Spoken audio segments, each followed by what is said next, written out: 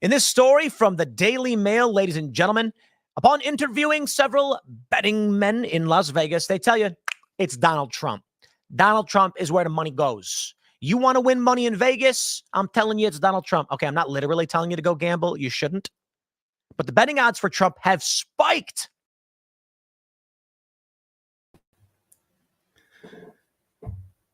Okay, I'm back. Did y'all miss me? Yeah, you just saw me yesterday. Apparently, we have some people that can't go today, and being the team player I am, I stepped up, do 2 days in a row. The rookie comes through. So let me bring comments up here. So there's 3 comments already. See who's here, who's back again. Chris, Sabrina, and Carrie. Good old Carrie. Good morning, people. Yeah, so I'm taking the show again today, going solo. What I want to talk about, as you can see by the clip I just played, and by the headline, looking forward. Hello, Jacqueline. Glad to see you. We have election coming up. I don't know if you all knew that, but if you're a betting person, apparently you should bet on Donald Trump to win. I've been following that kind of loosely. This is I mentioned yesterday, if you guys caught the show yesterday, on Christian worldview and how you filter the news, is you have to find people who share your worldview and people you trust. Listen to them for a while, see what they say, and then filter your news through people you trust that you know have worldview. And in order to do that, you need to know what your worldview is.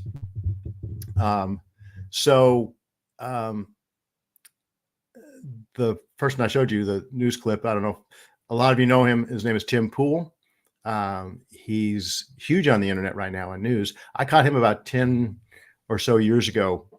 And you can tell he's a skater dude from Chicago. He's got the Chicago accent. He actually didn't share my worldview when I first started listening to him, but over the years, he's one of these people online that what online allows us to do is listen to people who are not beholden to traditional media, legacy media, whatever you call it, the mainstream media.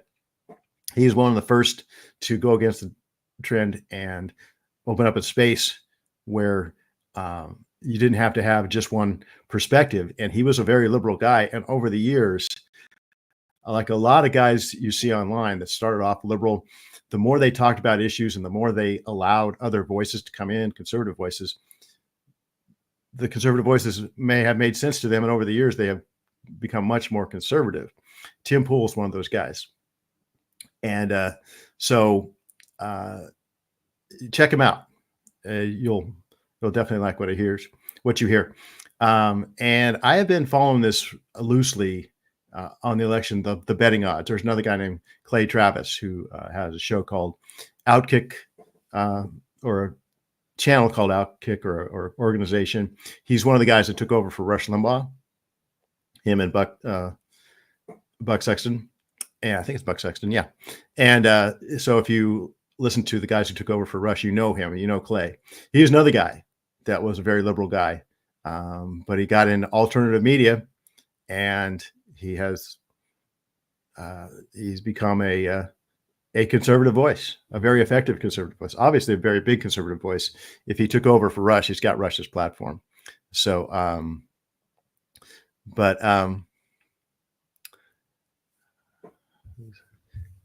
okay, Sabrina, I got to bring up Sabrina's contact because I think I know what she's talking about. I think Tim is following orders still. Yeah, Tim was accused of following. Wait a minute. Okay, now see, this is where I get trouble on my producing skills. So yeah, Tim was accused of being a Russian stooge, I guess, or following Russian orders, but that doesn't seem to have much legs. And if you listen to him, you wouldn't necessarily think so. But again, that's what happens to the people in alternative media. They don't have a corporate structure around them. They don't have that media structure around them. So they can be messed with. and I think Tim was messed with.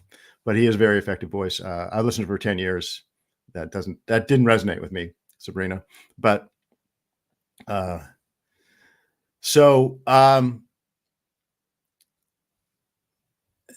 there is a bit of a red pill aspect to it. That's another comment Sabrina made. They took the red pill, but didn't take it per se. No, I think they've red pilled.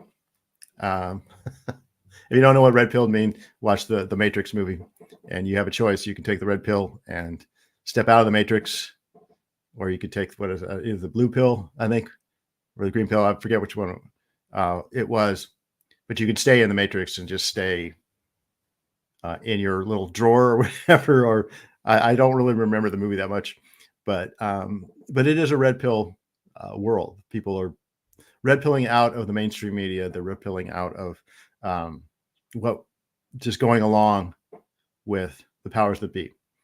So, and Tim is one of those. I trust him, and it's been interesting to see his evolution from where he started as a liberal guy, and again to where he is now. And I've seen that in a lot of people I follow online over the years. They start off very liberal, and again, I think again, if you watch people for a long time, if you listen, you can pretty much tell who are the posers and who are not. And I've seen a lot of posers, but they're usually found out in some way, and they usually go away. Or they go back, they revert back to what they were. So we have between Clay and Travis and Tim Pool, they've been talking about the betting odds, and it's interesting. The betting odds are now on Trump. It was much closer. As a matter of fact, the betting odds were on Harris for a while. But as things get closer, part of it is her stumbling around in these interviews. She's been set up with a lot of interviews, and it seems like people don't think she's doing well. So the odds are growing in Trump's favor. I don't think the hurricane response helped at all either, but who knows? But it's interesting. One of the things that they say, that people that talk about these odds and where Vegas is going, where the betting market is going, it was a 50-50 proposition on the odds for a long time, only because the people who are giving odds and taking bets on the election, they all think Trump is going to get more votes. But the wild card is they weren't sure whether the swamp or the what's the term for the the deep state. They weren't sure the deep state was going to allow Trump to win the election. So who knows? Who knows? And my thinking was, well, I do think filter things through a Christian lens. How do I look at this? This is Las Vegas, and I like Tim's voice. Hey, you want the money? Yeah, you want to make some money? Hey, you bet on Trump, right? And that's because that's the gambling world. And my father was a mobster, or my grandfather was a mobster. My father was a son of a mobster. That's really how those guys talk. And so, as a Christian, what do you do? Do you take hope in? And again, assuming you don't define yourself as a Christian by who you vote for. Okay, but there is a pretty obvious choice between worldviews here. And if you know me, I talk about worldviews a lot. So what is a Christian to do with this? It is kind of like EU says, no choice. Trump, he's to do it. Okay. But do you take comfort in that, or do you take encouragement from the betting odds in Vegas? I thought it was just kind of an ironic little thing that I'd share with people. If that gives you hope, that's great. Don't let it get you overconfident. Vote early, vote often, right? No, vote early, and make sure that you don't get it's too overconfident. And it's funny. I think actually Biden dropping out and Kamala Harris coming in might have been the best thing to happen on the conservative side, because Biden was so bad, and that debate showed him to be so out of it that it was going to be Trump in a walkover. And I think that might have gotten conservatives a little complacent, but we can't be complacent anymore. And it really is even more so than the choice of Joe Biden. The choice of Kamala Harris is a very, very stark choice and challenge for us, because that is a completely different worldview. It goes into the worldview that I talked about yesterday on the news. The news was totally framing the hurricane response, the pathetic, ineffective hurricane response from the White House. They didn't focus on that. They focused on how the White House was fighting misinformation from Trump on their bad response, right? So that's how Orwellian it is these days. And so that's the challenge. If it could be worse than having an incapacitated president that was a puppet of people, it would be a person as radical and with that Marxist worldview that's not impaired. Okay. That's even worse, I think. So we shouldn't get complacent. That's all to say. And we need to get out and vote and help your friends vote. And we need to play the game. So if that's encouraging to you, great. But don't let it stop you. Okay, Carrie, you can't be a Christian and a Democrat. Well, there's a challenge, isn't it? I don't agree with that, because I know some very dear Christian friends of mine that are Democrats. But it's getting harder and harder. And I can tell you from one of them that I happen to love very dearly, that it's getting more and more obvious to Christians who are Democrats that it's a big challenge. And it's something that you really have to reconsider. But, we don't define that by, that's not a biblical definition. I always said that when you're saved, Jesus saves your soul, but he doesn't necessarily change your personality or your predilection. He helps you put your thinking, maybe your emotions in a Christian framework. But being Christian and being part of the body of Christ, being one in Christ, being unified, doesn't mean we all think the same. And doesn't mean we all have the same filters. So I'm trying to filter the news here through a Christian perspective, my Christian perspective, and most people's Christian perspective. But it's funny, those people that just don't get it, that's another challenge we have. They're still a vital part of the body. We can't say to them, we have no need of you, right? And Carrie, there's Carrie's, you can't be a Christian, vote for this regime. A lot of Christians are going to. So I would say you shouldn't, but we're going to be faced after this election, whichever way it goes, we're going to be faced with a lot of brothers and sisters in Christ who did vote that way. And it's funny, you could always say, oh, they'll be sorry. And I tend to think that if it goes the wrong way, and again, this is my view and most Christians' view, that's going to mean the beginning of a lot. We already have the beginning of discrimination against Christians, and that's going to intensify. And I think the discrimination eventually down the road will lead to some sort of persecution. Now, whether it's the same persecution as the Romans, people or the Nazis, the people that say all that, it doesn't matter. It doesn't have to be. Persecution is persecution. Discrimination is discrimination. So we're going to face it. And it's going to get worse if it goes the other way. And I always wondered, will the Christians that voted that way, will they realize that? And will they regret that, or even repent if that's the way it goes? Or will they not see it? Will they even facilitate it? Because it's funny, what you vote for is very personal. There are people that just will not. There are traditional Democrats that just cannot vote Republican. It's a visceral thing. It's an identity thing. The way you vote is, I changed my affiliation when I was young, and I could do it then.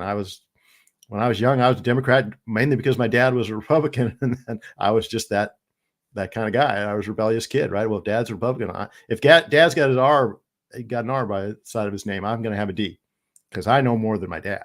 That's for sure. At 21 years old, my dad didn't know anything, and I knew everything. And it's funny how the old saying is, the older you get, the smarter your parents get, right? And yes, Carrie, that's abortion is my reason. Yes, that is a huge part of it.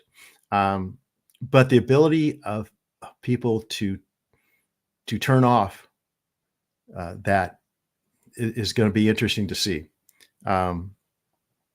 So anyways, that's those are my thoughts. I just thought I'd share that according to Vegas, according to the guys in Vegas, it's going to be Trump. You take that with whatever size grain of salt you want. And I also wanted to tell, since election is coming, I want to tell a local kind of California story. I mentioned yesterday that we were talking about where we're all from, because I didn't know where you all were from. And I'm in Southern California, born and raised. And I live in North San Diego County, and at an undisclosed, I know Michael doesn't want to know where anyone to know where he is. I live in an undisclosed city on the side of the ocean, if that's vague enough. So anyways, we have a little slice of heaven down here in San Diego County. But California, I said before, California we have great weather. We have wonderful beaches. It's very easy living in here, but it is a highly dysfunctional state because it's completely dominated by Democrats.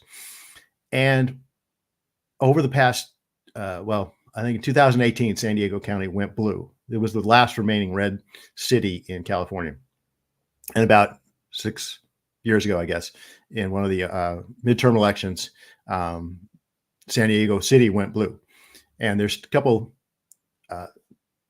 outposts of conservatism, San Diego County, where we are, and to the east. But and I remember telling my wife at the time, I said, I give it about 5, maybe 10 years, we're going to be just like San Francisco and LA. We're going to have tent cities, and we're going to have human feces on the street and needles laying around. And sure enough, it happened in about 5 years. And we also have a horrible crime problem. And there's a law in the state. It was passed 10 years ago. It was Proposition 47. The voters of California, in their infinite wisdom, decided to make certain drug offenses and other infractions of the law, reduce the penalties on those. And they reduced the the theft threshold to $950. You could steal up to $950 worth of stuff, and it would be considered a misdemeanor. And this is what the voters of San Diego voted for, or of California, voted for. And everybody at the time that had any kind of common sense says, don't do this. In 10 years, the state is going to be a mess. And sure enough, here we are 10 years later, and the state's a mess. We have homeless people and fentanyl addicts on the street, sleeping on the street, dying on the street. In my city, just last week, 3 homeless people were killed. 1 was shot and 2 were stabbed, I think. And they're getting hit by cars. We have tent cities. Go to a Padre game down in San Diego, and you have to step around all kinds of piles of human feces in the street. And it's terrible. And so now we have this Proposition 36 to is on the ballot to rectify that, to overturn the stupidity of 10 years ago. So we have this problem, and even it's filtered into the surrounding county. And in our neighborhood, I've got this nice little neighborhood, family neighborhood where we live. And we had a couple months ago, we had a homeless person that started coming in to our neighborhood, parking in the very back of the neighborhood, back street, and sleeping in her car. And there were several men coming by at various times of the night. There was drugs going on there, some drug paraphernalia. She had taken her waste in the morning and dumped it before she took off, just on the side and beside the sidewalk. So this was something we couldn't have in our neighborhood. It's just something you can't have if you have a family neighborhood. We had to solve this problem. We had to get her out, basically. And a lot of people said we were being, not compassionate towards this. So what we did, we have several Christian people in this neighborhood, and obviously not everyone's a Christian. And some people were very upset about it. There was some talk about slashing her tires or whatever, doing that. And I said, no, don't do that. Some of the Christian families took over, and one of the ladies in the neighborhood talked to this. She wouldn't talk to anybody else, but this one Christian lady in the neighborhood, you just can't help talking to her. She's just a light and a beacon. And we found out her name, and my next door neighbor is an old Chicago investigator, and he was able to take this woman's name and he actually found her mother in Arizona and let her mother know that her daughter was here, living in a car. And her mother was like, I haven't seen my daughter in 2 years. Thank you so much. And we ended up actually getting her in a gentle way to move out of the neighborhood. And there was no tire slashing. There was no violence. There was no threats. The city was powerless. City services were powerless because of some of the laws like this that were passed. That they have no tools whatever to deal with it. So we had to take it upon ourselves. And the Christians in this neighborhood really stepped up, and they did it in a compassionate way. We're hoping that her mother was able to get in touch with her. We gave her all we could on this woman. And I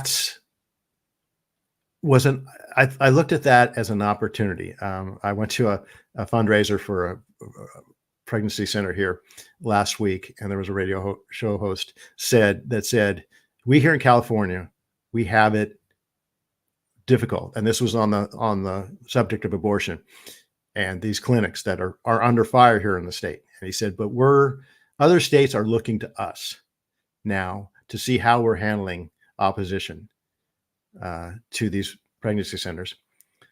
And he goes, we're stronger. And this particular pregnancy center that we are raising funds for has exploded. It needs a bigger building because of all the services they're giving these women that are coming to them. And he says, that couldn't happen in a red state. He said, red states don't have this problem. Their pregnancy centers are not challenged at all. And so they're somewhat complacent. He said, but here in California, we can't be complacent. We have to pray more. We have to be more compassionate to these women that come to us, and to the men. We have to be more encouraging to the fathers. And he says, this is how California works. This is what makes us stronger. I have a pastor now who says to people that want to leave California, he says, don't be one of those soldiers that leaves the battlefield right as the battle is engaged. So, and then I looked at him and say, okay, I will fight for you, general, as long as you're a good general. Okay. You need to be a good general if I'm going to be a good soldier for Christ. So that's kind of how it goes in California. We like to complain. We have all these dysfunctional laws, but that makes us stronger. It makes us have to step up. So we had to step up. We had the deputy mayor of our city come in and say, I can't do anything. The laws in the state are too crazy. We can't do anything. We had police officers come to knock on her window. If she didn't want to open up, there's nothing we can do. City services came. There's nothing we can do. Okay. That means we as the people in the neighborhood have to do something. And we did. And again, the Christian people shine light in the neighborhood and led in a very compassionate way. And we're just praying that this woman's mother found her and that she gets the help she needs, because that was her only hope. So, and again, a pregnancy center here is thriving because of the opposition, because people have stepped up. So that's kind of the idea. That's my very California story. And don't get me wrong, I'm still this proposition coming up, Proposition 36, that will reverse the old proposition 10 years ago. It's probably going to pass because everybody in the state is saying this. It sounds like from some of the comments you guys have heard about this, and you've seen the videos of people ransacking stores, right? Or people standing on the zombie people standing on the street corner, not able to move because they're so high on fentanyl. That is really what's happening here, and people are going to fix it. Excuse me, even in the state, the non-Christian people in the state. But the thing about California is it makes that we are engaged in the battle here. The battle is just beginning. It's mostly skirmishes now. Again, looking forward, it might get a lot worse, but hopefully we continue to lean on the Lord, lean on each other, and shine light to our neighbors. That's all we can do. Okay, Carrie, are you sure the votes are lit? Actually, I don't doubt they are in California because they don't have to cheat here. This is such an overwhelmingly blue state. Even in our neighborhood, even in this North County here, there's so many Harris Walls signs. So as much as I'd like to think it is, no, I think they're legit because there's just people that will vote for things like Proposition 47 to say, no, we shouldn't prosecute drugs and let people steal. It's only $950. What could go wrong, right? We're such compassionate people. Look what good people we are. We vote to let criminals ransack stores and unfortunately young people ruin their lives or die of fentanyl overdoses. And we still think we're morally upright and good people, better than those nasty people who actually want to see homeless people get treatment and criminals be held accountable. Yeah, we're the nasty people. So yeah, I think it is. California really is that crazy, and they're really but it's a wide open mission field too, because we're going to see how shallow this kind of life is.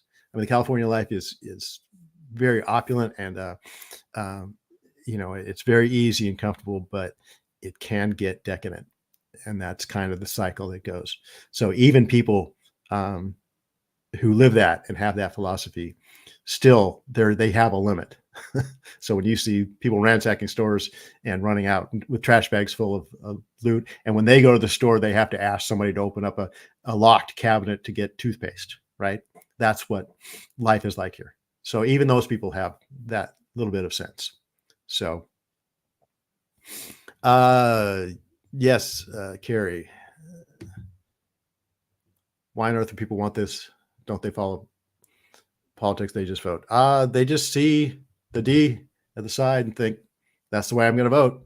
Or they read the LA Times, or they watch the news or NPR, whatever, and they just go by what they hear. Again, they have a worldview, and they have found sources they trust, and they're following those sources. Okay, that's kind of how this works. That's why I stress so much. We got to have that Christian worldview, and that's how we go forward. So right. So let's see. We have some more. Just in the last minute here. My aunt moved to Cali to San Antonio. Okay, I don't blame her. Like I said, I don't look down my nose at anybody that left the state. Like I said, we have thought about it too, but I'm going to take my pastor's advice for now. I'm not going to leave the battlefield as the battle is engaged. And again, as long as we have good generals leading us that are faithful to the commander in chief, right? If you could take the analogy all the way, right? So that's the situation. That's the California report. Again, we've got the odds in our favor.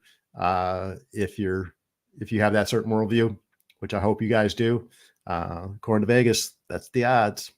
So take that as encouragement. Thanks, guys. See you in a couple weeks, probably. I won't be here next week. Bye.